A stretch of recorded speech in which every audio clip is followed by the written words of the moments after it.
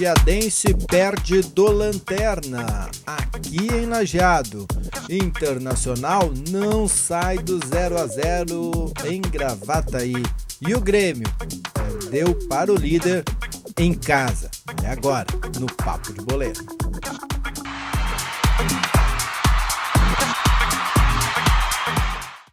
E a noite que tinha tudo para ser tranquila para o torcedor do Alviazul se tornou um transtorno e um tormento. O Avenida, o último colocado, o Lanterninha, venceu aqui no Estádio Alviazul a equipe do Luiz Carlos Vinck, Diogo Botti. Então, o último colocado, né, Marcos? Então, hoje quem abraça a lanterna ali é o Veranópolis. É isso aí. Ponto. Mas o Avenida chegou aí desacreditado depois da derrota para o Grêmio em casa e sem ainda ter somado os pontos nas primeiras 3 rodadas do Gauchão. Veio para encarar a 4ª rodada no Estádio Alviazul e levou a melhor. Um chute despretensioso até do Henrique, que passou por aqui há 2 ou 3 temporadas atrás. O Luiz Miller acabou surpreendido e o Avenida saiu de campo com a vitória. A gente criou, cansou de criar e não conseguiu botar a bola na rede. É um revés inesperado, até pela postura que a gente vinha tendo na competição, uma postura agressiva e tudo mais. Não conseguiu repetir isso em casa, diante do seu torcedor, aí depois do empate contra o Internacional, fez o segundo jogo atuando em Lajeado, acabou perdendo aí e para na classificação, na linha tênue ali, vamos dizer assim, né? O 8º colocado, o último classificado para a próxima fase da competição, o Lajeadense está ali com 5 pontos. Mas era uma derrota que não podia ter acontecido, nos moldes como foi, e pelo time que na verdade se propôs ao Lajeadense. O Avenida é um time que mostrou muitas fraquezas no decorrer da competição até agora, e o Lajeadense não podia perder esses pontos em casa. A gente acompanhou ali o colega Rodrigo, né, que não conseguiu acesso lá no Estádio Alviazul, que a gente imaginou realmente. Hoje lá o xixi pegou, né? Normal, né, Diogo? Normal, depois de uma derrota em casa, né, o técnico dos Carlos Vinck deve ter dado um puxão de orelha nos atletas, e a gente espera que essa recuperação venha já agora no final de semana, no segundo jogo seguido agora em Lajeado. É isso aí. Bom, perdeu o Lajeadense, que vinha de um retrospecto bacana aí, um empatezinho com gostinho de vitória, que foi nos pênaltis contra o Internacional aqui. Depois um empate, uma vitória fora, dá uma travada um pouco no gauchão, na classificação, mas ainda assim está a 5 pontos do líder, não é nada preocupante ainda. O resultado não é bom, porque ganhar e perder em casa é sempre ruim, né, Diogo? Exatamente, na verdade, pela forma como foi, né, Márcio? O Avenida criou muito pouco aqui em Lajeado. Né? Foi poucas vezes assustar o goleiro Luiz Miller, e quando chegou, um chute fora da área acabou vencendo o goleiro do Lajeadense e acabou decretando a vitória. Então, mais que isso, o goleiro do Avenida foi um dos destaques da partida, também fechou o gol ali, mas o Lajeadense não conseguiu se impor. Isso é preocupante porque em algumas temporadas já passadas até, a gente via que o Lajeadense ia para cima e não conseguia concluir seu gol. Isso meio que ficou de fora no segundo semestre do ano passado, onde veio aquele caminhão de títulos, né? Então talvez ficou um pouco apagado, e agora o torcedor até se perguntando, será que caímos na real? Né? Será que o Lajeadense voltou de repente aquele... A gente tem um grupo bastante competitivo, mas é um grupo, querendo ou não, limitado, né? Algumas peças ali, tu tem apenas um jogador para compor a posição e olhe lá. Então, a gente sempre apostou muito na questão do grupo e na questão do entrosamento. E isso ali não foi o diferencial ontem no Estádio Alviazul. A gente, apesar do seu entrosamento, algumas peças falharam, o Paulo Josué foi mal, o Gilmar não achou a cor da bola, então, algumas peças que podem fazer o diferencial da gente não conseguiram fazer. Tomara que isso tenha sido apenas uma fase. Um detalhe que deve ter acontecido, que a gente falou que iria acontecer, é que o Avenida precisava ganhar, então viria com vontade de ganhar, mesmo que não tenha muito time, né, Diogo? Não tem muita qualidade para isso, né, o Avenida, mas acabou conseguindo ali um gol que bastou para a vitória. A gente não conseguiu buscar uma reação, mesmo atuando diante do seu torcedor. É o que serve. Quem não atuou diante do seu torcedor, aliás, jogaram o que pode se chamar de campo neutro quase, que é o Cruzeiro e o Internacional jogaram ontem à noite também, não saíram do 0-0, com um detalhe para o torcedor colorado se preocupar. O Anderson Show perdeu o pênalti, Diogo Botti. Perdeu o pênalti. Pênalti que não foi, não entra, né, Márcio? É justo, né? É justo. O juiz acabou marcando um pênalti ali inexistente. O Nilmar chuta uma bola, a bola dá no peito do jogador do Cruzeiro, só que realmente a mão dele faz um movimento involuntário ali, talvez pela força da bolada, né? O juiz acabou marcando o pênalti que não existiu. O Anderson Show fez a sua estreia com a camisa do Inter, estreia ainda meio meio discreta e tal, não foi aquele antes que todo mundo espera. Acabou, vamos dizer assim, o pessoal mesmo ali no campo diz, não, vai bater, o jogador acabou cobrando. E o goleiro Bruno Grassi, que foi um dos destaques até do Passo Fundo no ano passado, com o Luiz Carlos Vinck no comando, acabou defendendo o chute aí do Anderson, o jogo ficou no 0-0. Cruzeiro foi muito bem, mostrou de novo todos os problemas defensivos que o Inter tem, né? O Alan Costa, que entrou no lugar do Paulão, não foi muito diferente, não conseguiu, de repente, suprir com uma qualidade a mais ao lado do Hernando. Muitas falhas, principalmente dos laterais. O Léo é um jogador que precisa melhorar bastante para comprovar sua contratação, jogador que veio do Flamengo, que tem um ótimo 2013 aí no retrospecto, no currículo, não conseguiu repetir de novo, erra muitos passes, um jogador lento, que chega muito bem na frente, mas não consegue recompor atrás. Isso ficou evidente ali, principalmente pelas chegadas do Cruzeiro, que é um time mediano, mas que assustou muito o goleiro Muriel. Não jogou o Alisson em virtude de um problema nas costas, o Muriel entrou. Troca de irmãos, né? Tem família ali, né? O Muriel também os Vink, assim, né? Aqui em Lajeado, lá em Porto Alegre também, claro. Exatamente. Então o Muriel teve bastante trabalho ali, a gente olhou algumas situações ali que não... Como é que não entrou essa bola, né? Então o Cruzeiro se impôs diante do Inter, não se acanhou, foi pra cima e teve chance até de ganhar a partida. No final, esse pênalti aí já era 30 minutos da segunda etapa, o Anderson acabou desperdiçando, né? Era a chance do Internacional conquistar os 3 pontos, mas ficou num ponto só. O Inter que ainda não convenceu o técnico Diogo Aguirre, né? Segue nesse passinho de tartaruga aí no gauchão. A Libertadores está chegando, né? É isso aí. O Internacional está ali colado com o Lajadense, tá à frente, tá com a mesma pontuação, mas fez mais gols. Isso, né? Aí, tem a vantagem do saldo de gols. E o Inter deve anunciar agora, nessa tarde ainda, o volante Nicolas Farias. Isso aí? É isso aí. Nicolas Freitas, que foi comandado o técnico Diego Aguirre lá em 2011, naquele Peñarol, que foi vice-campeão da Libertadores, perdendo a final pro Santos.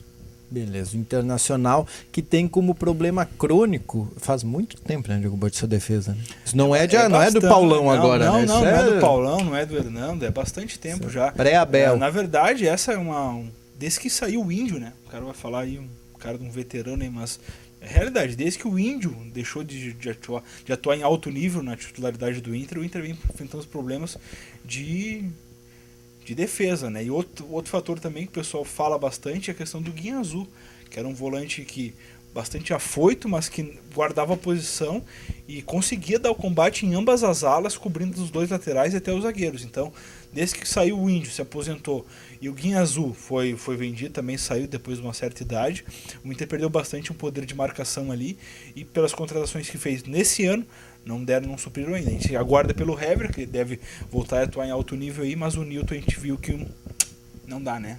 O Nilton é um jogador que é bastante deficiente, lento na saída de bola, é um jogador que erra poucos passes, é verdade, mas ele ainda tem a consistência, os jogadores passam de viagem por ele, né? Isso não pode acontecer aí com um volante, já que tinha o Williams há pouco tempo atrás que dava carrinho até no banco de reservas. Né? É o cara que tem que cuidar para essa bola. É verdade, talvez até por isso o Inter esteja anunciando aí o Nicolas Freitas, que é um uruguaio aí como primeiro volante para tentar, de repente, arrumar ali a casa ao lado do Arangues, que também é outro que ainda esse ano não conseguiu jogar. É verdade. Bom, quem deve estar preocupado mesmo é o técnico Felipão. Porque em casa, o digníssimo ex-técnico da seleção brasileira, agora técnico do Grêmio, conseguiu que seu time perdesse para o Brasil de Pelotas. E parece que não é um desmérito tão grande. Vamos dizer que é mérito pro Brasil, né? Que é a equipe mais organizada desse Campeonato Gaúcho.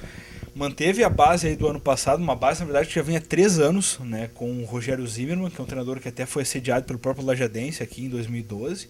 É um treinador de muita qualidade, está fazendo um baita trabalho lá em Pelotas, com lideranças em campo como o Eduardo Martini, o Foster, que é lateral, o Márcio Ran, jogamos como nunca, o Márcio Ran vestindo a 10 do Brasil. O Márcio Ran deve ser os 30 e todos, eu acho. Né? Então, correndo, alucinado o Márcio Ran no meio campo aí. Então o Brasil se mostrou um time muito competitivo, fez frente ao Grêmio, né, teve mais oportunidades e acabou sair de campo com essa vitória na Arena após 17 anos, volta a vencer em Porto Alegre. O time do Brasil que a última vitória tinha sido ainda no Olímpico, lá uma semifinal de gauchão. Bom, e o time do Brasil que conta sempre com a sua torcida, né? O Olímpico não, a Arena ontem teve um bom público para a época e para 12 mil, acho, situações. 12 mil, 13 mil pessoas. 15 mil acho que deu, 15. verdade. Total. Mas vai subindo. Até o fim do programa chega a 20. Não, 15 deu. 15, tá bom? Eu me lembro agora ali, o Twitter ali, eu vi olhando. Uma boa parte desses 15 mil era de torcedor do Brasil de Pelotas, que segue o time Eles onde ele vêm vai. de ônibus, de qualquer lugar eles vão, e realmente a parte destinada à torcida do Brasil estava lotada ontem. E eles conseguiram manter com isso a liderança do Campeonato Gaúcho. E abriram, né? Sim. E abriram agora, porque na verdade o desafio contra o Grêmio era uma luta pela liderança, né? Caso o Grêmio vencesse o jogo, assumir a liderança isolada da competição. Caso eu repetir a mesma coisa que aconteceu pro Brasil, acabou vencendo o Brasil, foi a 10 pontos e abriu 3 do agora vice-colocado Ipiranga com 7. Imagina. Bom, jogo também, né, Márcio? Marcou a despedida do Marcelo Moreno, né? Marcelo Moreno que iniciou entre os titulares, né? Era a expectativa se ele ia começar ou não a partida, acabou com iniciando, jogou todos os 90 minutos, aí o Moreno que se despediu de forma amarga, né? Com essa derrota aí, Moreno que pouco produziu lá na frente do Grêmio. E por falar em Marcelo, se criou mais alguma coisa sobre o Groi?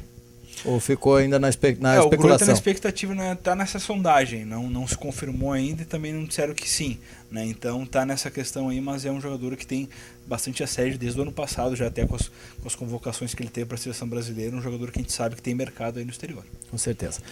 Diogo Botti, os 3 resultados que nos interessam mais, que enfim, é o da dupla Grenal e também do Lajadense, pode-se dizer que houve zebra ou o futebol ganha quem tem vontade? Olha, essa do Lajadense foi uma zebra, né?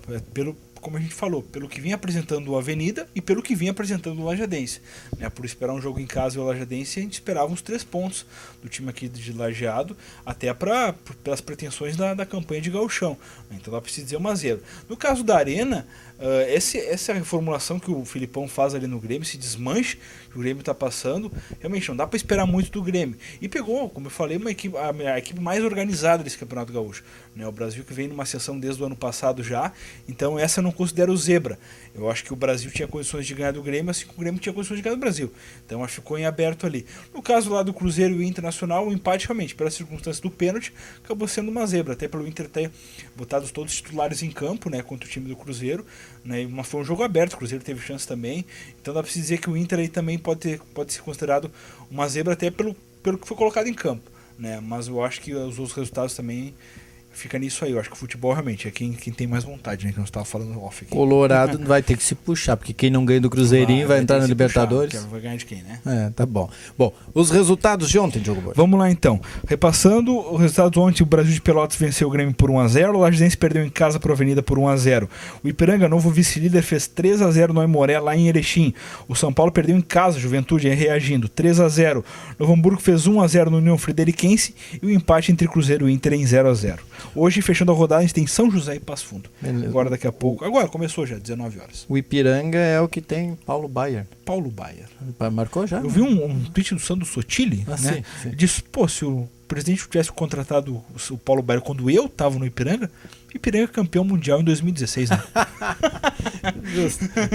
Libertadores, vamos lá rapidinho. Ontem definiu mais 2 vagas aí na fase de grupos. O Cerro Porteño empatou em casa com o Deportivo Táchira e o Deportivo Táchira está classificado. E o Corinthians confirmou sua vaga empatando em 1-1 com o Once Caldas. Esse Corinthians é perigoso. Já baixou o seu aplicativo do Jornal Informativo? Não. Tá aí, ó. Baixa lá no agora celular. Baixei já, tá? Já baixou? Baixei agora. Baixou. Dá uma olhadinha. Deletei umas 10 fotos lá e baixei. Começar a deletar umas coisinhas. Notícia de hoje, Diogo Botti. O Anderson Silva é flagrado em novo antidoping. Isso aí. Tá no acho que aplicativo. está fazendo um teste de antidoping a cada turno. De manhã, de tarde, de manhã, de tarde. Não pode ser real isso aí. O lutador brasileiro testou, apareceu de novo positivo, substâncias proibidas em outro exame feito pelo UFC, aí relacionado àquele mesmo 183, né, que foi o que ele lutou por último. O Nick Dias, da vitória. Enfim, tá feia a pegada, meu amigo. Não, acho que vai ganhar. Como é que faz para baixar o aplicativo? Tu vai lá na tua loja do teu... Como é que é? Teu sistema, né? Teu sistema do Android ou iOS. Enfim, funciona nos dois. Né? Naqueles da maçãzinha e no outro isso também. Isso é esse mesmo. E no monstrinho aquele. Enfim, funciona nos dois, vai lá, baixa, é de graça. Depois que tá aí no teu celular, você vai lendo, no tablet você vai lendo as informações que vão surgindo a toda hora e em todas as áreas, inclusive no esporte. Essa do Anderson Silva tá aqui, ó. Acabei de ver no aplicativo do Jornal Informativo que está na internet. Você também pode ver o Papo de Boleiro, Diogo Botti. Exatamente. Papo de Boleiro no site www.tvinformativo.com.br. E no aplicativo também. Tá tudo ali. Amanhã a gente volta. Depois do Redação Informativa tem mais notícias, tem mais esporte, tem mais tudo. É amanhã. Tchau mais. Um abraço.